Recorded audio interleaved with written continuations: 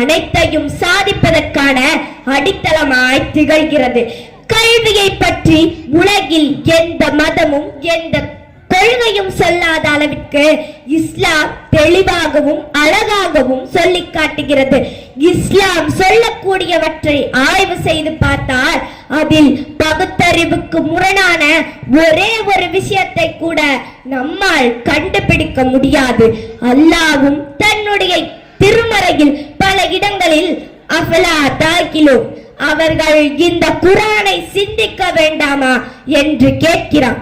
அந்த அளவிற்கு பகுத்தறிவுள்ள மார்க்கமாக இஸ்லாம் திகழ்கிறது.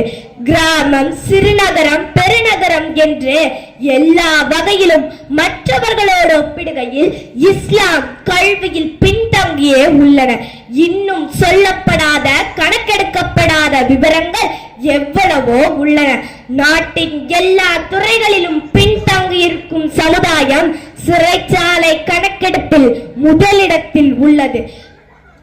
இன்று கல்வியில் இடஒதுக்கீட்டிற்காக போராடி கொண்டிருக்கும் சமுதாய இயக்கங்கள் அந்த இடஒதுக்கீடு கிடைத்துவிட்டால் அதற்கு தகுதியான எத்தனை நபர்கள் இச்சமுதாயத்திலிருந்து செல்வார்கள் என்பதை குறித்து சிந்தித்து பார்க்க வேண்டும்.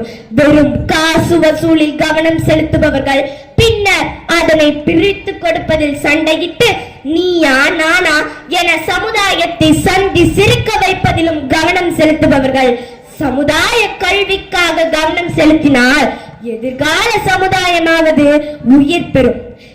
கல்வி அறிவு என்பது இருட்டில் வழி தெரியாமல் செல்லும் பயணிக்கு வழிகாட்டும் ஒளி விளக்கை போன்றதாகும். அதனை பெறாதவர்கள் இழந்தவர்கள், என்ன விலை கொடுத்தாவது திரும்ப பெற முயல வேண்டும். சீனா சென்றேனும் கல்வியை பெற்றுக் கொள்ளுங்கள் எனவும், கல்வியின் பாதையில் செல்பவன் ஸ்வர்க்கத்தின் பாதையில் பயணிக்கிறான் என்றும் அறிவுறுத்திய முஹம்மது நபி ஸல்லல்லாஹு அலைஹி வஸல்லம் அவர்களின் பொன்மொழியை மறந்தவன் கூலியை இன்று சமுதாயம் அனுபவிக்கிறது என்றால் அது மிகையாகாது.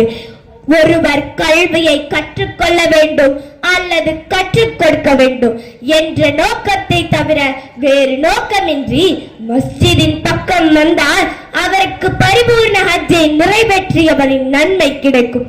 ஆகவே அன்பிற்குரிய இஸ்லாமிய சகோதரர்களே, ஒரு முஸ்லிம் தன்னுடைய அனைத்து செயல்களுமே இபாதத்துகளாக மாற்றி அமைக்க கல்வி மிக மிக அவசியமானதாகும். அக்கல்வியை முறையாக கற்பதற்கு நம் சமூகத்தினர் ஆர்வம் காட்ட வேண்டும்.